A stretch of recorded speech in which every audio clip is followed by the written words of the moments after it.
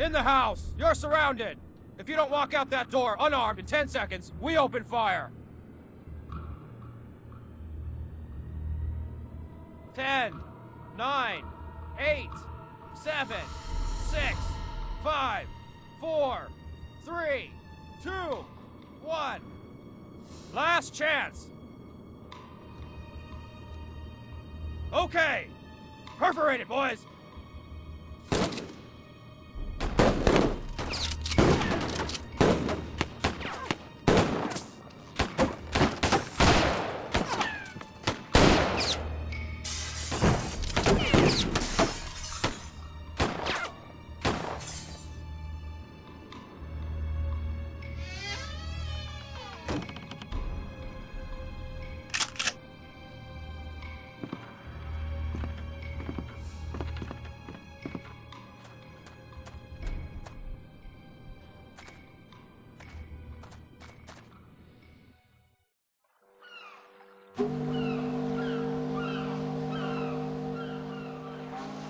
Monsieur Hercule Poirot is a personal friend of mine.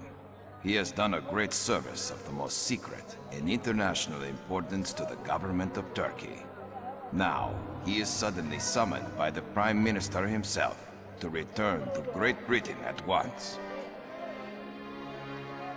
I dined with him only last evening and promised him that I, Marcel Bourg, director of the train company, assures his friend's passage aboard this evening's train. Take my friend Poirot in charge, Mademoiselle Marceau. Secure a compartment of the highest comfort and see to his every wish. This office is depending upon you. Succeed, and I will consider the application for promotion you place on my desk week after week. Fail, and satisfy yourself with the position of clerk for the few short days you will remain in my employ. Monsieur Poirot?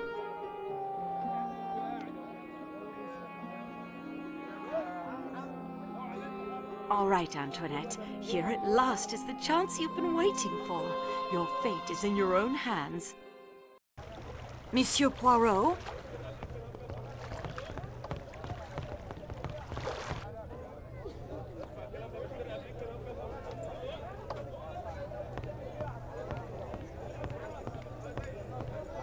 This fool tries to sell me a cleaver with no style or grace. Tell him which is the better cleaver for the hacking of meat.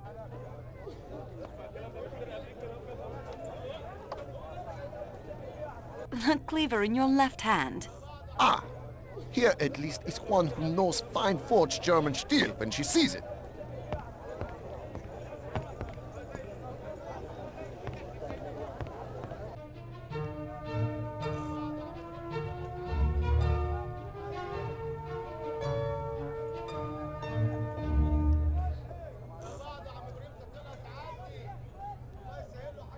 Monsieur Poirot?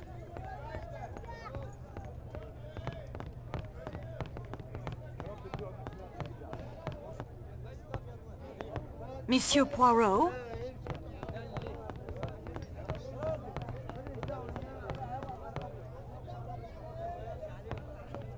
Now see here, Foscarelli, I've done my fair share of traveling.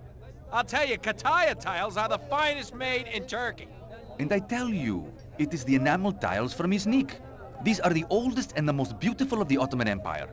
Well, they are quite impressive, to be sure, but the Kataya tiles are more beautiful. I'm sure there are examples sold here in this bazaar that would prove my point. Gentlemen, please, may I get by? What have we here? Young lady, settle the dispute. You know the famous enameled ceramics? Yes, of course, I live in Istanbul, but... We have to wait here for our porter. Find us an example of a Kataya tile. And an Iznik. Just borrow them for a second. No need to buy any. I don't have time for this. Then permit us to continue the debate without you. Boxes of tea from Turkey and Ceylon, herbal teas and thick, dark Turkish coffee. Ah, she returns. Perhaps now we can settle this. Did you bring us a Kataya? Or an Iznik? Not yet. Well, please return once you have.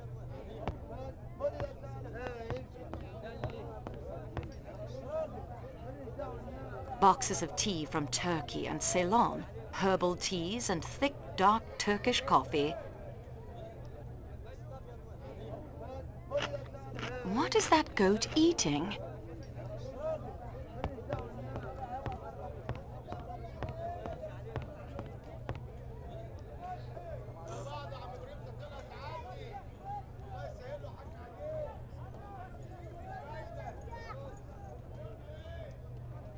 Fine hand-woven carpets and rugs.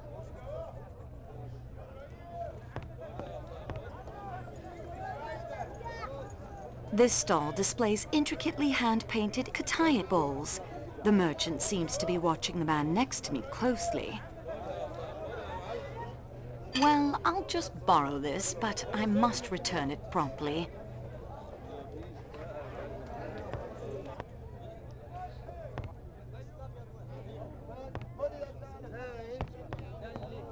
Ah, she returns. Perhaps now we can settle this. Did you bring us a Kataya? Or an Iznik? Here is a Kataya bowl. It is the best, of course. There. What did I tell you? Thank you, young woman. Now we can turn our attention to more important things, like those fountains we were discussing earlier.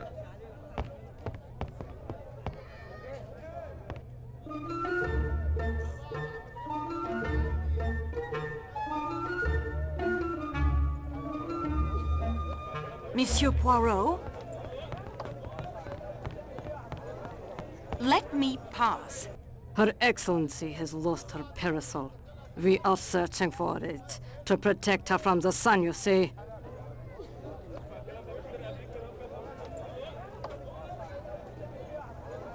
I beg your pardon, but I am in a great hurry. Then you are an ignorant girl indeed. Go about your business. I expect she can buy another somewhere nearby.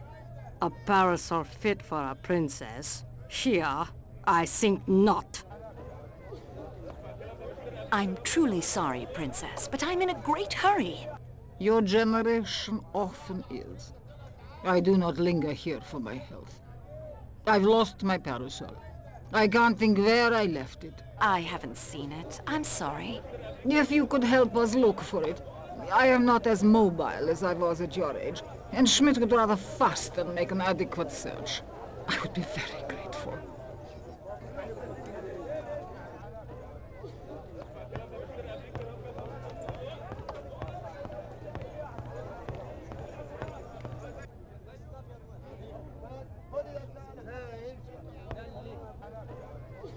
Buckets of dried figs, apricots, dates, raisins, and mulberry. I'm not sure what those boxes contain.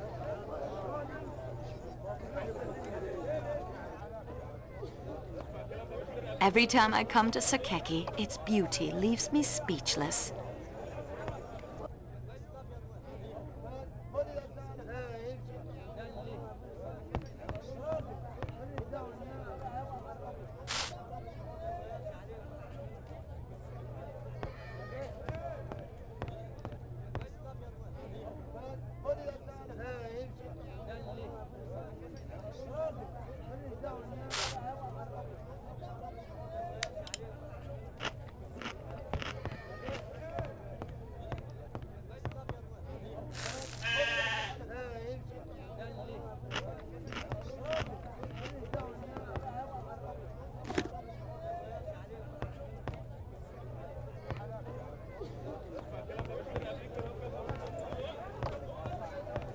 Could this be the parasol?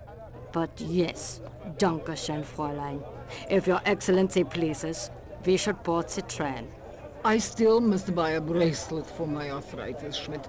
There is ample time yet for the train. Let this helpful young woman pass.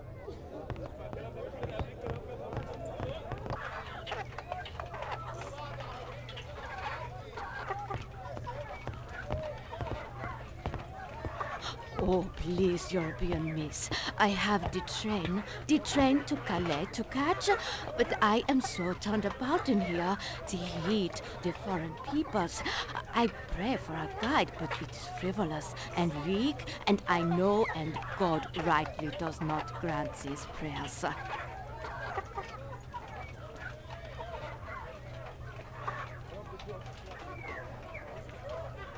I'm sorry, but I don't have time to help you right now. It is most important. I am giving my promise. There will be much calamity.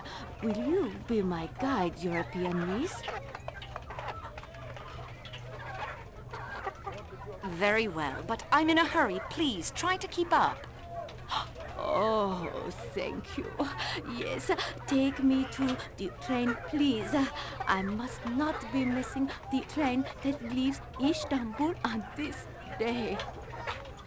I am Greta Olsen, matron to a small missionary school near the port of Gemlik. I nurse and instruct the children who have lost their way.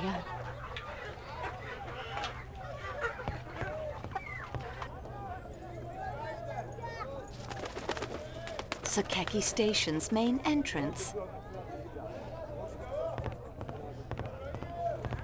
Hector, make sure the statue is safely on board before departure. Yes, Mr. Ratchet. Who do they sell this pottery to? Tourists, I expect. Huh. Well, at least the dust looks authentic. Excuse us, please. Well, hello. Please do not be stopping us. The train will be leaving without me. French, right? Are you traveling with us this evening?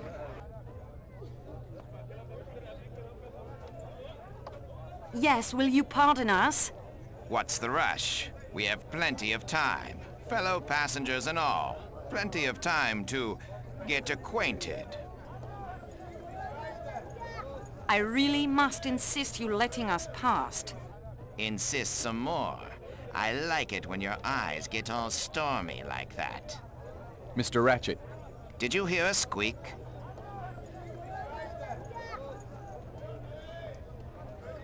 If you don't let us pass immediately, I will see that you never travel on this line again. Not that I think you could make that stick, but I'm willing to continue our chat later.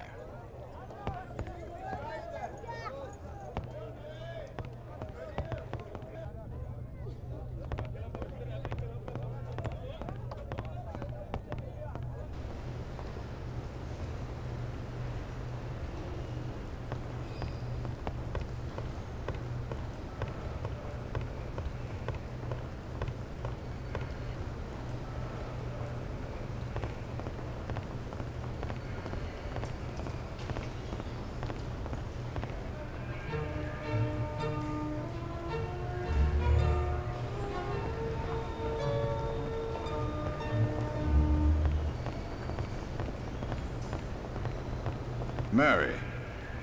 Not now. Not now. When it's all over, when it's behind us, then... Well, what are you waiting for? Don't let us stand in your way.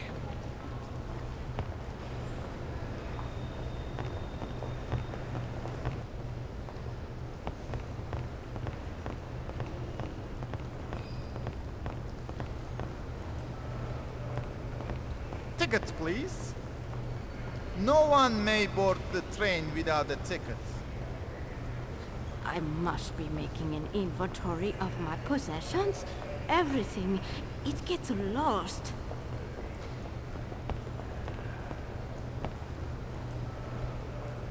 The time for talk has passed.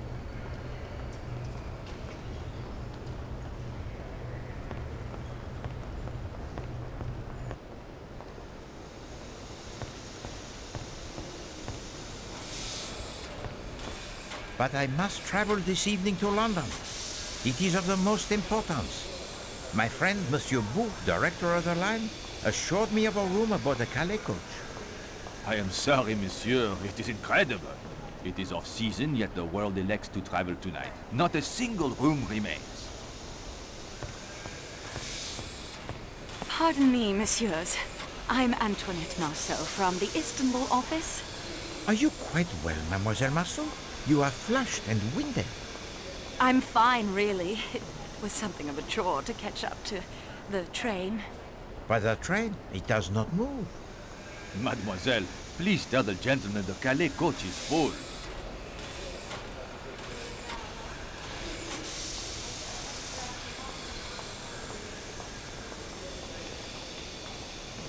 I work for your friend, Monsieur Bosque.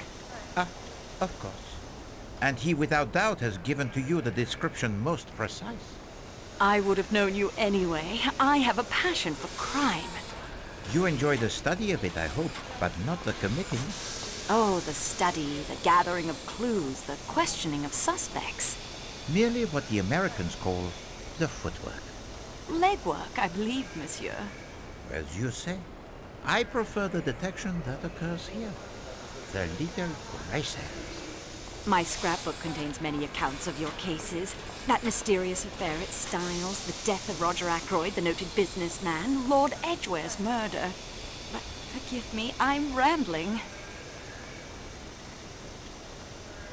Can you assist me, mademoiselle? What is your name? Pierre Michel, mademoiselle. I've seen your name on reports. Your record with the company is excellent. Thank you, mademoiselle Marceau. I always strive to do my very best for my passengers. Then strive now, Michel. Perhaps monsieur could sit up in the salon car for the beginning of this journey? Please give Monsieur Poirot room 16. It is taken, mademoiselle. But number 16 is always kept in reserve for such emergencies. Nevertheless, tonight it is occupied by an American gentleman, a Monsieur Hartmann. He does not sound like someone to be trifled with. We must find a room for Monsieur Poirot. Mademoiselle, if I could construct an additional compartment, I would. Let me see your passenger manifest, please. I have an extra plan of the Calais coach with all the passengers listed. Take it by all means.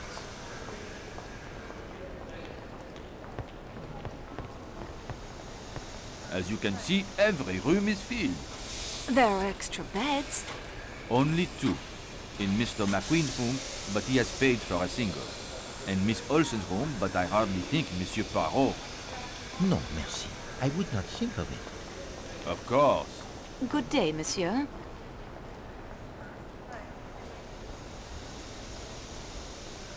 And has a solution suggested itself?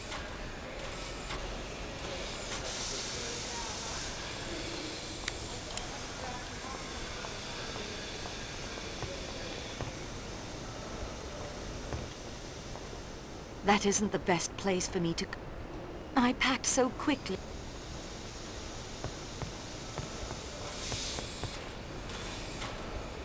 Passengers...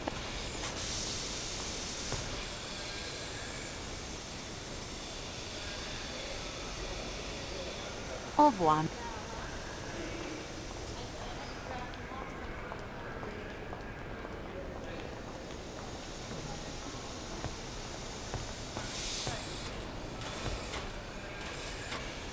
Hello. I'm afraid I'm back again. Monsieur Poirot must share a room with Monsieur McQueen. But Monsieur McQueen's employer paid extra for his secretary's privacy. No. I would not dream to impose. We will make Monsieur Poirot as comfortable as possible in the salon car. I am sure that Poirot, he will be most comfortable. But Mademoiselle Marceau, would Monsieur Bouc approve? No, probably not. Give Monsieur Poirot my room. I will be quite comfortable in the salon car. Mademoiselle, Poirot, he will not hear of such a thing. I insist. I will not compromise the hospitality of the train. No, if I must turn you out, why then you will stay in the room of Miss Olsen. I am sure she will not mind when she learns of your sacrifice. No, really, it isn't necessary. No. Poirot has spoken. The matter, it is settled. I will speak to the lady at once.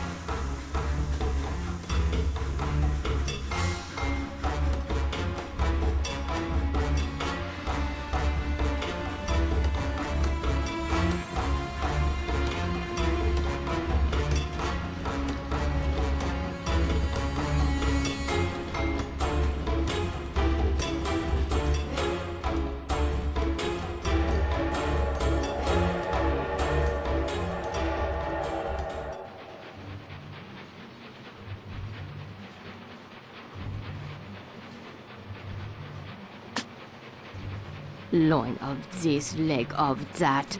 I am not eating the flesh of the animals. In America, if it has fur, we either eat it or wear it.